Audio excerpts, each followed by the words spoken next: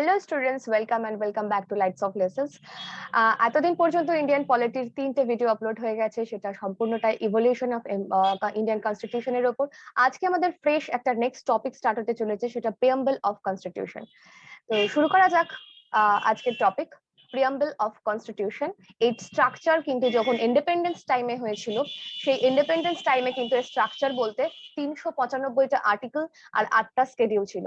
কিন্তু সেটা এখন আপাতত বিভিন্ন রকম অ্যামেন্ডমেন্ট বা কোন রকম ল আর্টিকেল ইমপ্লিমেন্টের মাধ্যমে কিন্তু সেটা বেড়ে হয়েছে 448টা আর্টিকেল আর 12টা স্কেডিউল।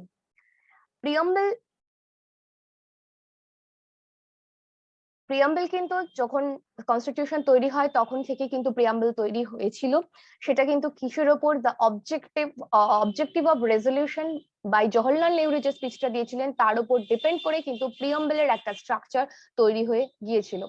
সে প্রিয়াম্বলের স্ট্রাকচারটা কিরকম তৈরি হয়েছিল সেটা একবার দেখে নেওয়া যাক। এটা কিন্তু অরিজিনাল কনস্টিটিউশনের যেভাবে প্রিয়াম্বল দেওয়া আছে সেইভাবেই এই প্রিয়াম্বলটা আমাদের জানতে হবে, বুঝতে হবে এবং শিখতে হবে।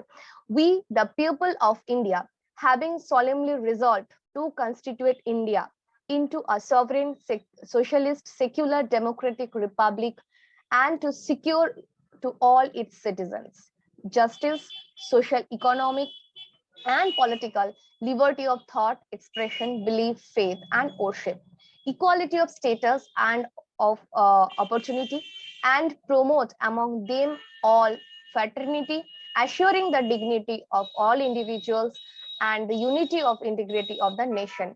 In our Constituent Assembly, this 26th day of November 1949, do hereby adopt, enact, and give to ourselves this Constitution. এটা কনস্টিটিউশনে যে পয়েন্টগুলো বোল্ড করে দেওয়া আছে সেগুলো আমরা লেটার অন অবশ্যই ডিসকাস করব। তার আগে সবথেকে বড় ইম্পর্টেন্ট কথা হচ্ছে we the people of India. এই লাইনটার কথার অর্থ হচ্ছে আমরা, আমাদের যারা ভারতবাসী বা ভারতে থাকি, সেই we the people of India কাদেরকে কনস্টিটিউশন দিচ্ছি। The last line is very important, hereby adopt, enact and give to ourselves. আমরা আমাদেরকে এই কনস্টিটিউশনের যা কিছু টার্মস অ্যান্ড কন্ডিশন আছে সেগুলো আমরা আমাদের মতো করে ফলো করব বা আমাদের জন্যই এগুলো কিন্তু প্রযোজ্য। সেখানে sovereign, secular, socialist, secular, Democratic, Republic, সেগুলো সিকিউর করছে কি কি সিটিজেন্স এর জন্য? Justice, liberty, equality, fraternity. এইগুলোই এবার আমরা পরবর্তীকালে মানে এর পরে স্লাইডে ডিসকাস করব যে এগুলোর মানে কি। অ্যাকচুয়ালি এই হাইলাইট করা পয়েন্টগুলোর মানে আমরা ডিসকাস করছি একে একে। এই যে মেইন পয়েন্টস অফ প্রিয়াম্বল বলে যে টপিকটা আমরা শুরু করছি, তার ফার্স্ট টপিক হচ্ছে সভরেন। সভরেন মানে কি? সুপ্রিম রুলার বা possession of ultimate power, free from any other external control. বোঝাই যাচ্ছে আমরা এটাকে সব থেকে সুপ্রিম বলতে চাইছি, যেখানে স্টেটই শেষ কথা বলবে, মানে আমাদের কান্ট্রি। সেখানে কিন্তু টোটালি ইন্ডিপেন্ডেন্ট কান্ট্রি একটা কনসেপ্ট পাচ্ছি, যেখানে কিন্তু কোন রকম এক্সটার্নাল পাওয়ার বা কোন রকম এক্সটার্নাল কন্ট্রোলের আন্ডারে কিন্তু আমাদের ইন্ডিয়া থাকছে না আর। সুতরাং এটা আমাদের কিন্তু সভরেনটি দিয়ে দিচ্ছে ইন্ডিয়াকে। India became sovereign state after independence 1947 on 26th January 1950. Sovereignty কিন্তু আসছে জাস্ট আফটার ইন্ডিপেন্ডেন্সে কিন্তু নয়, সেটা কিন্তু আমাদের একদম পাচ্ছি আমরা 1950-তে। অ্যাট দ্য সেম টাইম যখন পাকিস্তানও কিন্তু স্বাধীন হয়েছিল, কিন্তু পাকিস্তানে কিন্তু তখনও ব্রিটিশ ডোমেন ছিল, সেখানে কিন্তু 1951 অব্দি কোনো সভারেনিটির কথা উল্লেখ নেই সেজন্য। তারপরে আসছে সোশ্যালিস্ট ওয়ার্ডটা, যে ওয়ার্ডটা কিন্তু প্রিয়াম্বলে অ্যাডেড হয়েছিল 1976 মানে এমার্জেন্সি টাইমে 42nd অ্যামেন্ডমেন্টের পর। এটা কিন্তু সোশ্যাল আর ইকোনমিক ইকুয়ালিটির কথা বলেছে সোশ্যালিস্টটা। সেখানে সোশ্যাল ইকুয়ালিটি হচ্ছে এর কনটেক্সটের মিনিংটা হচ্ছে in absence of any kind of discrimination on the ground of sex, caste, race etcetera. মানে সোশ্যাল ব্যাপারগুলোর উপর দিয়ে কোনো রকম ডিসক্রিমিনেশন করা যাবে না। এবার আসছে সেকুলার। এই পয়েন্টটা বা এই ওয়ার্ডটাও কিন্তু অ্যাড হয়েছে প্রিয়াম্বলে 42nd অ্যামেন্ডমেন্টের পর। সেখানে কিন্তু নিউট্রাল টু অল রিলিজিয়ন্স বোঝানো হয়েছে, যে বৈচিত্র্য আমাদের রিলিজনে দেখা যায় ইন্ডিয়া কান্ট্রিতে, জাস্ট ফর দিস সেকুলারিজম। সেখানে কিন্তু কোনো একটা পার্টিকুলার ধর্ম নিয়ে আমরা কিন্তু ফোকাস করি না। ইন্ডিয়াতে সব ধর্মের মানুষ কিন্তু সমানভাবে মর্যাদা পায়, সমানভাবে তাদের ডিগনিটি কিন্তু বজায় রাখতে পারে যে কোনো ধর্মের জন্যই। সেজন্য কিন্তু তার জন্য কিন্তু এই সেকুলার কথাটা খুব ইম্পর্টেন্ট। নেক্সট পয়েন্ট আসছে ডেমোক্রেটিক। ডেমোক্রেটিক কথাটার অর্থ যে ডেমোক্রেটিক মানে হচ্ছে government of by and for the people, government of the people, by the people and for the people. Democracy দু ধরনের হয়, একটা হচ্ছে ডিরেক্ট ডেমোক্রেসি আর একটা হচ্ছে ইনডিরেক্ট ডেমোক্রেসি। ডিরেক্ট ডেমোক্রেসি কোনটা? ডিরেক্ট ইলেকশন যেটাকে বোঝানো হয়। আর ইনডিরেক্ট ডেমোক্রেসি মানে ইনডিরেক্ট ইলেকশন। ডিরেক্ট ডেমোক্রেসি কিন্তু দেখা যায়, একটা এক্সাম্পল হচ্ছে সুইজারল্যান্ড। আর ইনডিরেক্ট ডেমোক্রেসি বা ইনডিরেক্ট ইলেকশন দু ধরনের হতে পারে, একটা হচ্ছে পার্লামেন্টারি, একটা presidential.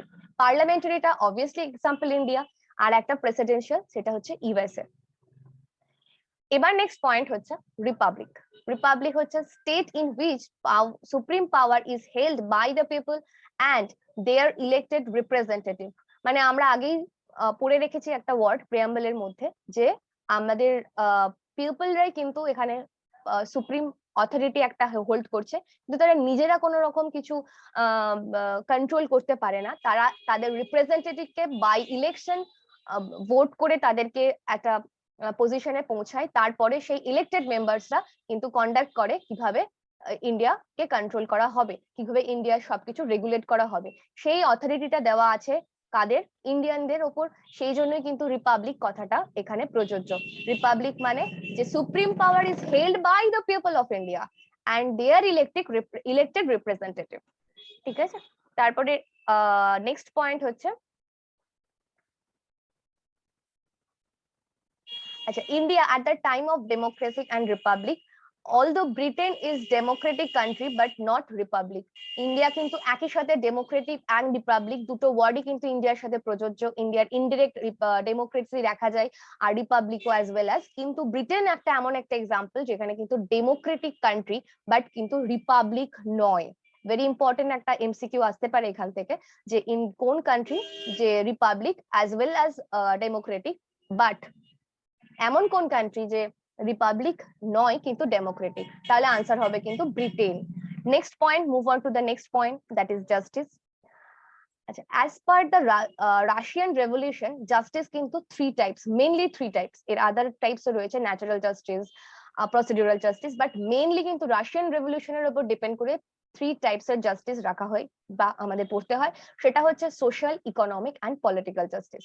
Social justice means no discrimination on the ground of sex, race, caste, religion. Economic মানে no discrimination on the basis of economic status, rich, poor এইভাবে ক্লাসিফিকেশন করে তাদের আমরা প্রায়োরিটাইজ করতে পারবো না। পলিটিক্যাল মানে every person will get equal rights in case of political matters. Very simple. এবার নেক্সট পয়েন্ট আসছে লিবার্টি। লিবার্টি মানে equal rights and opportunity without any barriers, মানে তার স্বাধীনতা বজায় থাকবে। লিবার্টি মানে স্বাধীনতা, যেটা হচ্ছে ইকুয়াল রাইটস আর অপরচুনিটি একমাত্র ভোগ করে তবেই কিন্তু আমরা স্বাধীনতার ব্যাপারটা ফিল করতে পারি। Equality, without any special privilege, people will get equal treatment for equal rights and opportunities. কোন রকম ডিসক্রিমিনেশন ছাড়া বা কোন রকম স্পেশাল প্রিভিলেজ ছাড়া কিন্তু পিপলকে, প্রত্যেক মানুষকে কিন্তু সমান ট্রিটমেন্ট দিতে হবে, সমান রাইটস তাদের থাকবে, সমান অপরচুনিটি তারা পাবে। সেই হিসাবে কিন্তু আমরা ফান্ডামেন্টাল রাইটস গুলোকেই পাবো। সেগুলো আর্টিকেল 14, 15, 16, 17 এন্ড 18 এই একই কথা বলেছে। সেখানে কিন্তু স্পেশাল কোন রকম প্রিভিলেজ বা কোন রকম ডিসক্রিমিনেশন ছাড়াই কিন্তু ইকুয়াল অপরচুনিটি সব পিপলদের দিতে হবে। এবার আসছে নেক্সট পয়েন্ট, ফ্র্যাটার্নিটি। ফ্র্যাটার্নিটি ওয়ার্ডটার মানে হচ্ছে সৌভ্রাতৃত্ব, মানে ব্রাদারহুড অ্যান্ড সিস্টারহুড। সকলেই আমার ভাই বোন, সকলের সাথে মিলেমিশে থাকা, এটাই কিন্তু আমাদের কনস্টিটিউশন আমাদের বলে দিচ্ছে। কারণ আমরা এর আগেও পড়লাম, আমাদের কান্ট্রি কিন্তু সেকুলার। সেকুলার মিনস সেখানে সব ধর্মের মানুষ কিন্তু আমাদের বসবাস করছে। সুতরাং কোন রকম আমরা সেই রিলিজিয়াস বেসিসে, কোন রকম কাস্ট বেসিসে কোনো ডিসক্রিমিনেশন যেহেতু করতে পারবো না, তাই আমাদের প্রত্যেকের মধ্যে একটা ব্রাদারহুড, সিস্টারহুড কিন্তু বজায় রাখতে হবে। ইভেন প্রত্যেককে ডিগনিটি দিতে হবে। The dignity of individual and unity of the individual and unity and integrity of the nation.